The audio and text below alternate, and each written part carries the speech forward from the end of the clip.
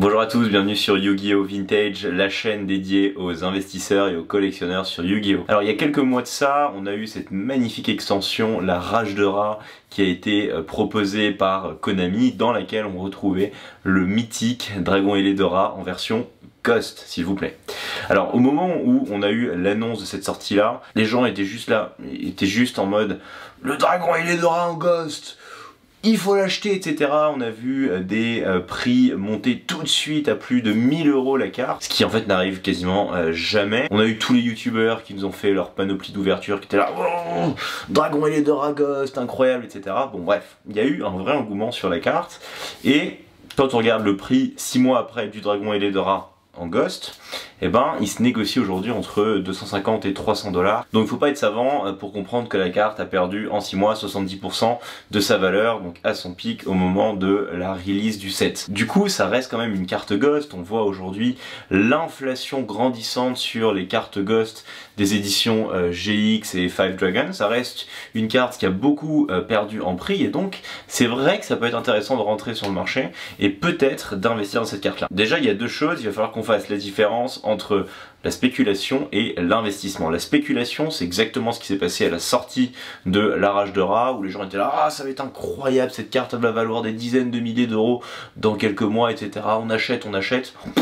En fait, ça se basait sur aucune valeur rationnelle, il y a eu un peu des effets moutonniers, maintenant la bulle s'est dégonflée, et donc évidemment, finalement Ra, tout le monde s'en fout, et donc ça reste une carte qui retrouve un prix à peu près normal d'une carte Ghost pour un set de type Rage of Ra. Bon, évidemment, nous on n'est pas des spéculateurs, et lorsqu'on regarde des cartes Yu-Gi-Oh! Et qu'on va se pencher un petit peu plus en profondeur dans l'investissement des cartes Yu-Gi-Oh! On va essayer de s'accrocher à des points de marché qui nous permettent de savoir si, d'un point de vue en fait macro, la carte en question peut vraiment être intéressante. On le rappelle, investir dans les cartes Yu-Gi-Oh! C'est au moins avoir un horizon de 3 à 5 ans, voire 10 ans, donc l'argent que vous allez immobiliser aujourd'hui potentiellement dans cette carte Dragon Ailé de Ra en Ghost, et ben vous le récupérerez vraiment que dans 5 à 10 ans. Si vous avez une échelle d'investissement plus basse, ça reste de la spéculation, et donc je vous déconseille évidemment d'investir dans les cartes Yu-Gi-Oh! Pour cette raison. Bon, maintenant on revient au Dragon Ailé de Ra, et on va voir donc si la carte coche toutes les cases d'un bon investissement dans les cartes Yu-Gi-Oh! Premier point hyper important, et j'en parle régulièrement sur la chaîne, c'est est-ce que la carte a une forte empreinte nostalgique? En gros, est-ce que Jean-Kévin, qui jouait avec ses cartes Yu-Gi-Oh! En 2002, sera prêt dans 10 ans à mettre 15 000 balles dans le Dragon Ailé de Ra en Ghost? Bon, déjà, quand même, la carte elle a des arguments, ok, c'est une carte du Égyptien. Si demain dans la rue, vous prenez votre Dragon Ailé de Ra, vous vous baladez, vous interrogez une dizaine de personnes, c'est quoi cette carte? C'est quasiment certain qu'il y en a au moins 7 à 8 qui vont reconnaître le dieu égyptien. C'est vraiment un phénomène de pop culture, hein, les dieux égyptiens dans Yu-Gi-Oh! Donc bon, déjà, on va dire que la carte elle a quand même quelques arguments pour dire, ok les gars, je vais essayer de claquer la barre des 10K dans quelques années. La contrepartie, c'est que Jean-Kévin, qui dans 10 ans aura envie de claquer son bonus de fin d'année dans les cartes Yu-Gi-Oh! Il y a quand même une grande part de chance qu'il en ait rien à foutre de Dragon Ailé de Ra en Ghost. Est-ce qu'il va pas vouloir acheter plutôt une vraie carte vintage avec laquelle il a joué quand il était petit? Je pense bien évidemment au Dragon Blanc aux yeux bleus, Magicien de Ténèbres, des structures deck Yu-Gi, Kaiba ou de la légende du Dragon Blanc aux yeux bleus, plutôt que de foutre 10K dans un Dragon Ailé de Ra en Ghost rare. Surtout que si c'est quelqu'un qui n'a même pas suivi en fait le monde des cartes Yu-Gi-Oh! Depuis, il va se demander ce que c'est que cette rareté, c'est quoi ce truc tout flou là, tout gris dégueulasse. Donc pour moi, à mon avis, déjà le frein finalement c'est que ce soit une Ghost, ce Dragon Ailé de Ra, parce que elle a pas la tour officielle, et donc en fait toutes les personnes qui vont potentiellement vouloir investir dans les cartes Yu-Gi-Oh! Dans quelques années, ils ont peut-être pas envie d'avoir le Dragon Ailé de Ra en Ghost, mais de l'avoir en version normale. Donc c'est une carte qui est entre deux. La deuxième chose, c'est est-ce que la carte est rare? Qu'est-ce que on appelle rare dans le monde de Yu-Gi-Oh! Et spécialement dans l'investissement? Eh ben une carte est rare tout simplement lorsque il y a plus de demandes pour la carte que d'offres. Voilà, ça c'est la base de la base de la base. Alors là vous allez me dire, mais ouais, mais elle est trop rare cette carte, putain c'est une Ghost, ça veut dire qu'elle sort qu'une fois tous les 128 boosters, mais c'est impossible de l'avoir, évidemment qu'elle est rare. Non, c'est pas du tout comme ça qu'il faut penser. Pourquoi? Parce que la Rage de Ra, mais ça a été édité des dizaines de milliers de fois les mecs. Ça veut dire qu'il y a des centaines de personnes qui ont eu le dragon et les deux rats en Ghost. Donc finalement, d'un point de vue probabilité de l'obtenir, ok, c'est une carte qui est rare.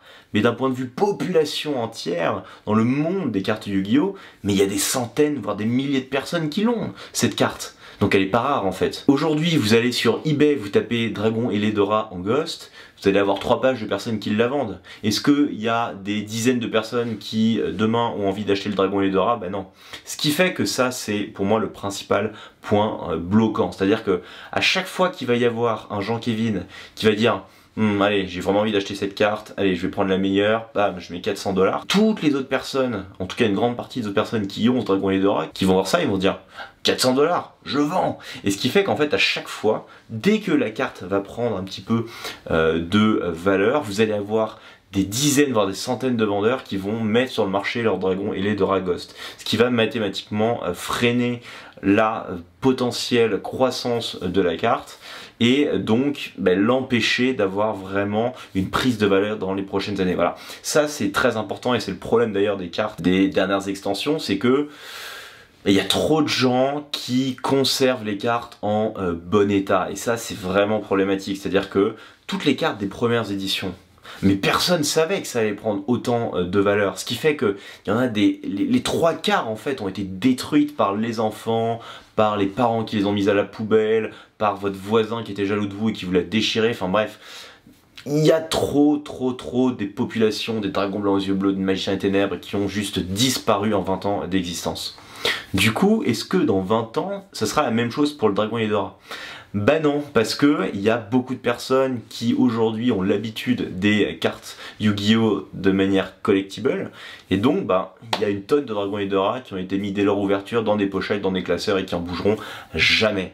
Et donc, encore une fois, si cette carte devait prendre de la valeur, tous ces mecs-là, il y a un moment, ils vont sortir leurs dragons et les deux rats en parfait état, ce qui fait qu'encore une fois, il y aura toujours en fait de l'offre pour répondre à une potentielle demande envers cette carte. Donc ça pour moi c'est un frein et c'est clairement problématique dans un horizon d'investissement de long terme. Ceci dit, je me suis amusé à regarder un petit peu tous les scores de grading au niveau de PSA parce qu'évidemment il y a des dizaines de personnes qui ont envoyé leur Dragon et les deux rats Ghost pour le faire grader en espérant qu'ils prennent de la valeur. Et la particularité des cartes Ghost, c'est que comme ce sont des cartes avec des holos assez spécifiques, il y a quand même beaucoup d'erreurs d'impression. Et obtenir un PSA 10 sur une carte Ghost, c'est extrêmement rare. Et lorsqu'on regarde exactement la population PSA, donc des cartes gradées sur le Dragon et les deux rats, en fait on se rend compte qu'il y en a très peu qui ont eu PSA 10. Et ça c'est intéressant, ça veut dire que le PSA 10 qui est le holy grail du grading dans Yu-Gi-Oh! Et qui est finalement les cartes qui ont le plus de potentiel de prendre de la valeur sur le long terme, il n'y en a pas tant que ça. Et donc, dans la rareté finalement, ce Dragon et les deux rats en Ghost, en PSA 10, il n'y en a pas tant que ça. Et ça, c'est intéressant. Ça peut être potentiellement un angle d'achat. En fait, tout ce qui va pas être PSA 10, pour moi, il faut pas investir dedans. Ça sert à rien, ça prendra jamais de valeur. Ce qui est PSA 10, ça peut être intéressant et il y a peu de chances en fait que si aujourd'hui vous achetez un PSA 10 en Ragos qui perde de sa valeur dans un horizon de 5 à 10 ans. Encore une fois, je ne suis pas conseiller en gestion de patrimoine. Si vous souhaitez savoir quoi faire de votre argent, n'écoutez pas quelqu'un qui vous parle de cartes Yu-Gi-Oh! Allez voir un vrai expert. En revanche, si cette vidéo vous a plu, n'hésitez pas à vous abonner à la chaîne pour être tenu au courant des dernières vidéos sur le monde de l'investissement et de la collection dans Yu-Gi-Oh! J'espère que ça vous a plu. Et quant à moi, je vous souhaite de bon investissement dans les cartes Yu-Gi-Oh! Vous plantez pas et je vous dis à très vite pour une nouvelle vidéo. Ciao!